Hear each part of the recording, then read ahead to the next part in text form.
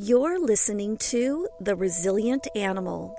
I'm Annie Petersen, Doctor of Education with a Master's in Mental Health Recovery and Trauma-Informed Care. This podcast is an exploration of how helping other living beings can benefit human mental health and well-being, and what makes us all resilient animals. The new year, just like the holidays, can create a lot of anxiety. But the beginning of a new year can give us a chance to reset, to breathe, to find our center again. As we step into the new year together, we can see how the wisdom of the animal kingdom can help us to discover how our animal companions teach us to live more mindfully. While we're all thinking about fresh starts, new possibilities, and how we want to show up differently in our lives, we can think of ways to approach this annual ritual a little differently. Instead of making rigid resolutions that we'll probably abandon by February, let's look to the animals around us for inspiration on how to be more present, more aware, and more connected to each moment. Let's look at those moments when an animal taught us something profound about being present, and also at the science behind animal behavior and mindfulness, exploring how non-human animals naturally embody the very presence we humans struggle so hard to achieve. We'll also look at some mindfulness exercises inspired by the behaviors we see in nature every single day. We'll reflect on how we can carry these lessons into the new year, setting intentions rather than resolutions, guided by the wisdom of the animal world.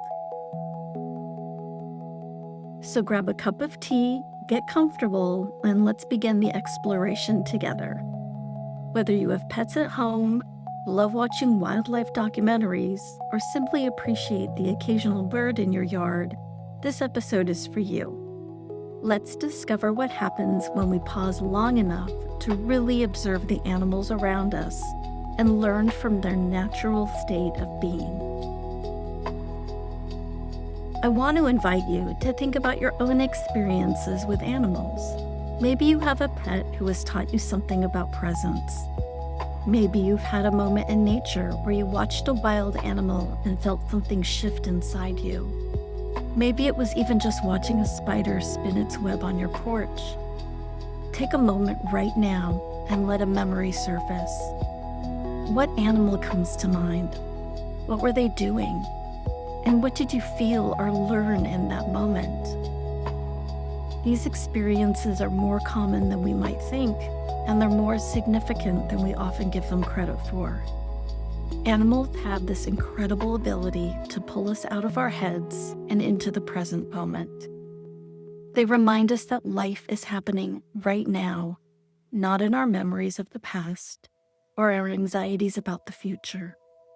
And the beautiful thing is, they don't do this intentionally. They're not trying to teach us anything. They're simply being themselves. And in their authentic presence, we find an invitation to be present too. Now let's explore the science behind what's happening when we interact with animals and why they seem to have this natural capacity for mindfulness that we humans have to work so hard to cultivate. It turns out there's a growing body of research that helps explain both why animals are naturally mindful and why being around them helps us become more mindful too. First, let's talk about how animals experience the world. Unlike humans, most animals don't have the same kind of complex prefrontal cortex that allows us to plan for the distant future or ruminate in the past, which can actually be a gift. Animals live primarily in what researchers call an eternal present. A dog doesn't wake up worried about a presentation next week. A cat doesn't lie awake replaying an awkward social situation from yesterday. They respond to what's happening right now in this moment. And although animals do have memories and learn from experiences, their relationship with time is fundamentally different from ours. They're not constantly projecting themselves into hypothetical futures or dwelling in unchangeable paths. They're here now, responding to the actual reality in front of them rather than the stories in their heads. Researchers studying animal cognition have found that many species demonstrate sensory awareness, a heightened attention to their immediate environment. Think about how a deer in the forest is constantly alert to sounds, movements, and scents around them. They're not alert because they're anxious in the way humans experience anxiety. They're alert because they're fully engaged with their present moment reality. This is actually very similar to what mindfulness teachers encourage us to cultivate, a non-judgmental awareness of our present moment experience. There's also research on how animals affect human physiology and psychology.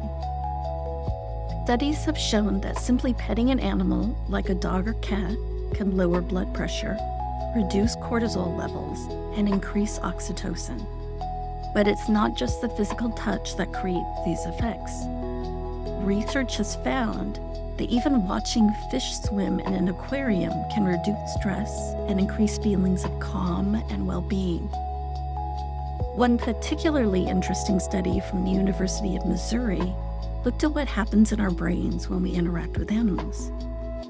Using functional MRI scans, researchers found that when people pet dogs, there's increased activity in the prefrontal cortex, the area associated with emotional regulation and present moment awareness.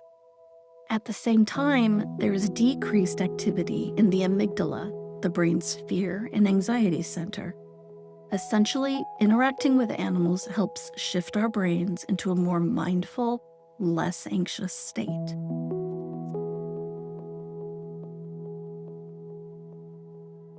But why does that happen? One theory is that animals provide what psychologists call an anchor to the present moment. When you're petting a cat, you're focused on the sensation of their fur, the sound of their purring, the warmth of their body. When you're walking a dog, you're naturally drawn into their experience of the walk, noticing things you might otherwise miss. Animals don't let us stay lost in our thoughts because they're so fully present themselves that their presence pulls us into their presence too. Dogs have been shown to recognize human emotions through facial expressions, tone of voice, and even smell. When we're stressed or anxious, many animals will respond with calming behaviors. It's as if they're naturally equipped to help regulate our nervous systems, bringing us back to a state of equilibrium. This is why therapy animals have become so prevalent in hospitals, schools, nursing homes, and even airports. It's not just that they're cute or comforting, though they certainly are. It's that they have a measurable physiological effect on our stress levels and our ability to be present. They help us to step out of our racing thoughts and into our bodies, into this moment, into a state of calm awareness. The science of mindfulness itself helps us understand why observing animals can be such a powerful practice. Mindfulness, at its core, is about paying attention to the present moment with openness and curiosity without judgment. When we watch an animal, we're naturally doing exactly this. We're observing without trying to change anything, simply witnessing another being existing in their authentic way. This observation becomes a form of meditation, a practice of presence. Researchers have found that regular mindfulness practice actually changes the structure of the brain, increasing gray matter in areas associated with learning, memory, and emotional regulation, while decreasing it in the amygdala. Interestingly, people who spend regular time with animals show similar brain changes. It's as if animals are helping us practice mindfulness without us even realizing we're doing it. There's also something important to understand about the way animals process stress versus how humans do. When an animal faces a threat, their nervous system activates the fight or flight response, just like ours does. But here's the key difference. Once the threat passes, animals naturally discharge that stress energy and return to a calm state. You've probably seen this. If you've ever watched a dog shake after a stressful encounter, or seen a bird ruffle and resettle its feathers after being startled. Humans, on the other hand, often hold on to stress long after the actual threat has passed. We replay stressful events in our minds, worry about future threats that may never materialize, and keep our nervous systems in a state of chronic activation. Animals can teach us how to let go, how to return to baseline, how to shake off what's already over and come back to the present moment.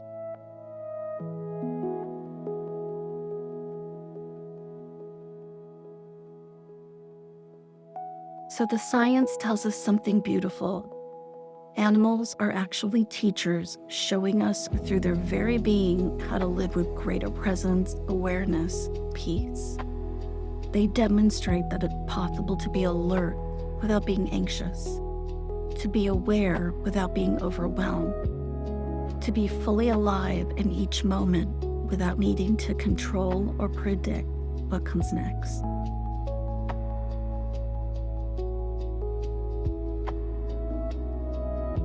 In recent decades, study of the intersection of animal behavior and human well-being have taught us a core, important lesson about being present. Presence isn't about emptying your mind or achieving some perfect state of zen. It's about being fully engaged with whatever is happening right now, whether that's pleasant or unpleasant, exciting or boring. Animals don't discriminate between moments. They don't say, "Oh, I'll be present for the good stuff, but check out during the mundane parts." They're just here, fully here for all of it.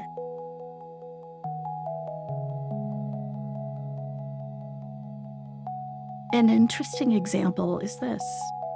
As more elephants are, fortunately, rescued from circus environments, there have been interesting observations. Among these observations is one in which an older female elephant who had been rescued after decades of mistreatment in a circus. Upon her arrival at a sanctuary, she exhibited clear signs of trauma, repetitive behaviors, withdrawal, and hypervigilance. However, as time passed and she was given space, safety, and the companionship of other elephants, a noticeable change began to take place. One day, she was observed standing at the edge of a pond. Her trunk hung relaxed, gently swaying, and her eyes appeared soft. She was not engaged in any activity, nor was she moving with purpose. She simply stood in the sunlight by the water, fully present in that moment. What was most striking was that she did not seem to be striving to make up for lost time or to heal her past. She was simply being right there in that moment. Even by simply observing animals, whether that's your own pet, wildlife in a park, or even videos, if that's all that's accessible, watch without agenda, without trying to interpret or analyze, just to notice. What is the animal doing? Where are they moving? What's their energy like? This practice of pure observation is itself a mindfulness exercise. It trains us to see what's actually there rather than what we think should be there or what we expect to see.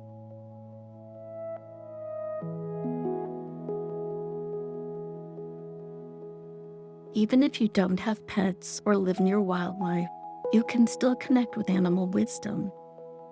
Watch nature documentaries with mindful attention. Read about animal behavior.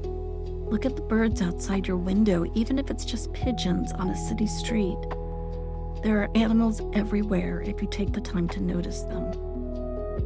There are beautiful ways animals have been integrated into mindfulness practices. The connection between animals and yoga is ancient and profound. Think about some of the most common poses: downward facing dog, cobra, cat-cow, pigeon, eagle, crow.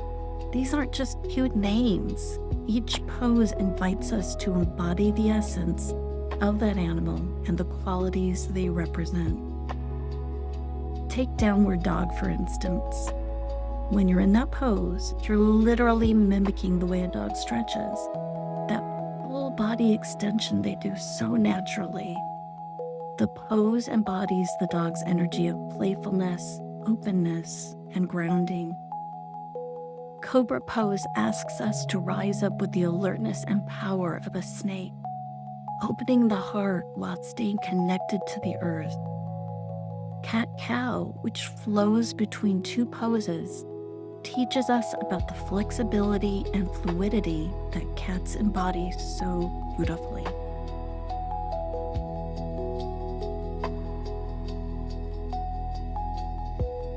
Each of these poses isn't just about the physical shape. It's about channeling the animal's energy and presence. When you move into Cobra, you're not just arching your back. You're exploring what it means to be alert, to rise up with strength and grace. When you practice Eagle Pose, balancing on one leg with your limbs wrapped around each other, you're cultivating the eagle's focus and ability to see the bigger picture while maintaining intense concentration.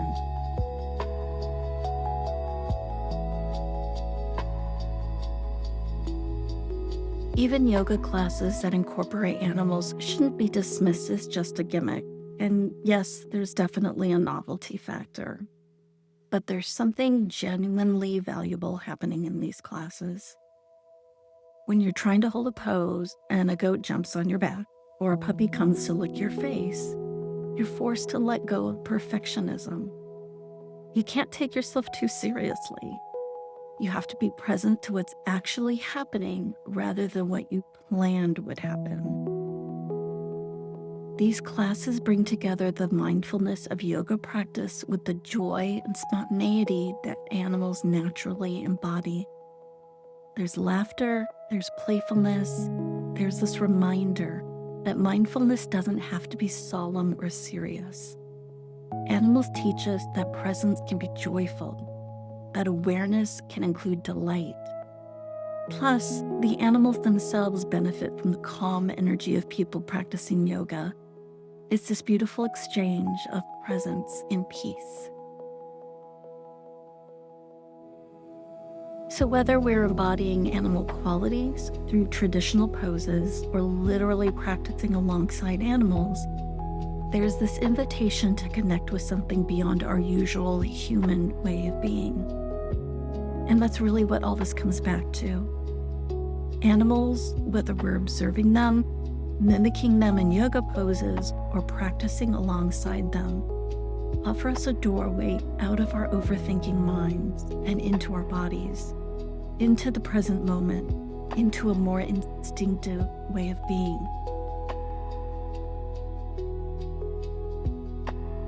You can also work with the concept of animals even without direct observation. Think about the qualities of different animals and how you might embody those qualities. What would it like to have the patience of a heron waiting for a fish? The playfulness of an otter, the groundedness of a tortoise. You can use these as meditation objects, as ways of exploring different aspects of presence. Animals, by their very nature, live in a state that closely resembles what we're trying to achieve through mindfulness practice. They're aware, they're present, they're responsive to their environment without being lost in stories about the environment. The difference is that for humans, presence is something we have to cultivate because we have this incredible capacity for abstract thought that often pulls us out of the present moment. Animals don't have to work to come back to presence. They're already there. In that sense, they're not practicing mindfulness, they're embodying it. And that embodiment is what makes them such powerful teachers for us. This isn't mystical or magical thinking. It's neuroscience and psychology and behavioral science. There is solid evidence that interacting with animals reduces stress, improves mood, and helps people be more present. We know that observing animals can shift our brain states in measurable ways. This isn't about anthropomorphizing animals or projecting human qualities onto them. It's about recognizing that they have something to teach us precisely because they're not human, because they experience the world differently than we do. 5 minutes a day for the next week, just observing this animal. Don't try to do anything else. Don't check your phone. Don't think about your to-do list. Just watch. Notice how they move, how they rest, how they interact with their environment. And most importantly, notice what happens in you as you observe them. Notice if your breathing changes, if your thoughts slow down, if you feel more grounded. This simple practice can be incredibly powerful.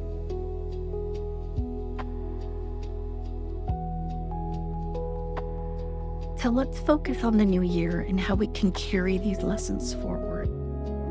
We're at the time of year when everyone is talking about resolutions, about changing ourselves, about becoming better versions of who we are. And while there's nothing wrong with wanting to grow and improve, I think the animals in our lives invite us to approach this differently. Animals don't make New Year's resolutions. They don't wake up on January 1st and decide they're going to be a better cat or a more productive bird. They simply are who they are, fully and authentically at each moment. And yet they're constantly adapting, learning, responding to their environment. They grow and change, but not because they're trying to fix something broken in themselves.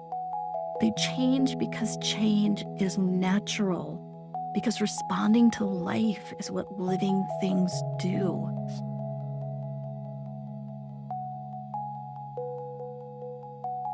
So what if instead of making resolutions this year, we set intentions inspired by animal wisdom? What if, instead of deciding we're going to completely overhaul our lives, we simply commit to being more present, more aware, more connected to each moment as it unfolds? This is a gentler approach, but I'd argue it's also more sustainable and more transformative in the long run. Instead of resolving to exercise more, you might set an intention to move through your day with the playful curiosity of a puppy, or the deliberate grace of a cat. Instead of resolving to stress less, you might set an intention to practice the deer's attentive awareness, noticing what's actually happening rather than getting lost in anxious thoughts about what might happen. Instead of resolving to be more productive, you might set an intention to work with the focused presence of a bird building a nest, fully engaged with the task at hand rather than scattered across multiple concerns. Instead of resolving to be happier, you might set an intention to find moments of simple contentment, like a dog lying in a patch of sunlight, fully appreciating what's good right now.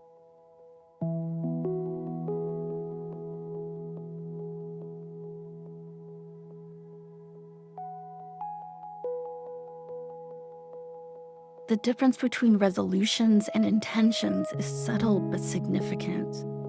Resolutions are often about achieving a future state, about getting somewhere other than where we are. They come from a place of lack, of not enoughness. Intentions, on the other hand, are about how we want to be in each moment. They're about presence, not achievement. They're about the journey, not the destination. And animals are masters of intention without resolution. A bird doesn't resolve to build the perfect nest. It simply builds, one twig at a time, fully present to each moment of the building process. A cat doesn't resolve to be more relaxed. He simply relaxes when relaxation is appropriate, and alert when alertness is needed. Animals teach us that we don't have to fix ourselves or become someone different. We just have to show up fully and authentically to whatever this moment is asking of us. As you think about the year ahead, I invite you to consider what animal qualities you want to cultivate. Again, patience of a heron, playfulness of an otter, or the independence of a cat. Maybe it's the adaptability of a crow or the gentleness of a rabbit. There's no right answer here. The question is simply, what quality, when you embody it, helps you feel more present, more alive, more connected to your life as it actually is?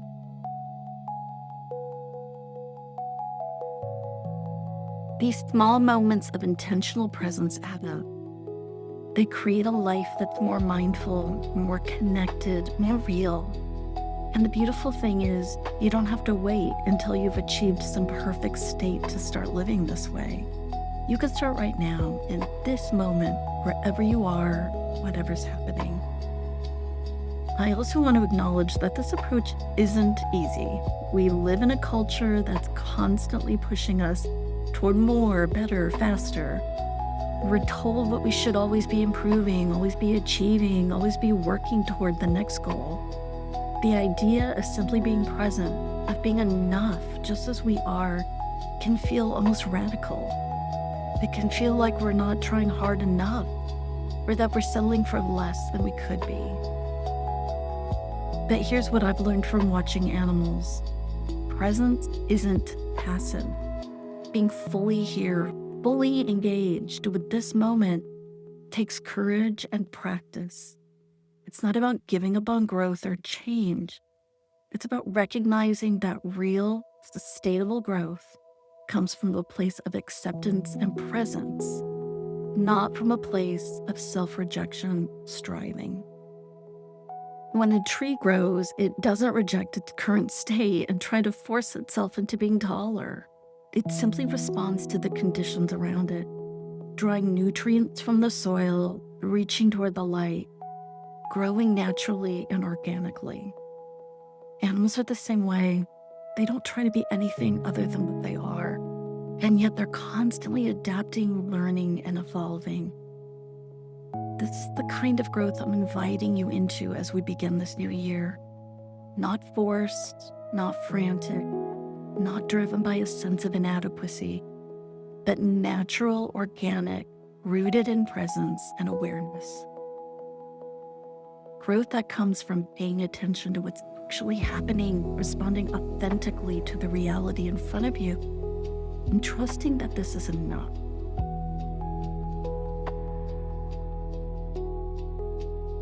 So remember that challenge. In the next week, spend at least 15 minutes observing an animal. And again, put your phone away. Try to observe the qualities that they embody and what you would like to embody.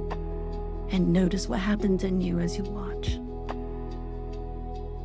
So share your experience. Tell someone what you noticed, what you learned, what shifted in you during those 15 minutes of observation.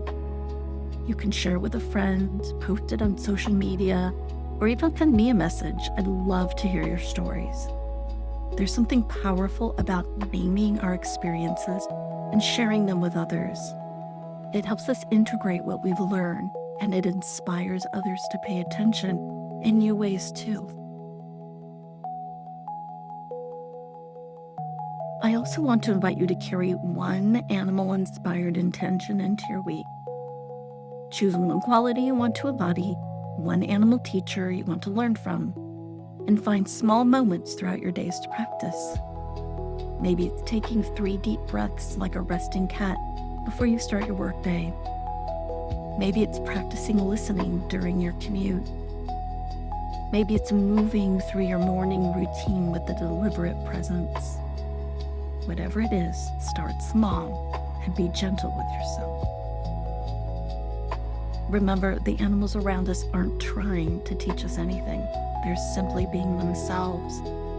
But in their authentic presence, we find an invitation to return to our own authentic presence. They remind us that life is happening right now, in this moment, and that this moment is where we're meant to be.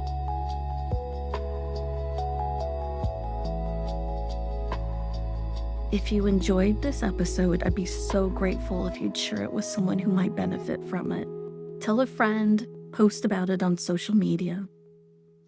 Until then, I encourage you to pause regularly to notice the animals around you and to let them guide you back to presence. Remember, you don't have to be perfect at this. You don't have to achieve some ideal state of mindfulness. You just have to show up again and again to this moment, to this breath, to this life that's unfolding right now. May your new year be filled with presence, awareness, and moments of simple joy. Thank you for listening to the Resilient Animal Podcast. If you want to learn more about this podcast, you can find links in the show notes at theresilientanimal.buzzsprout.com.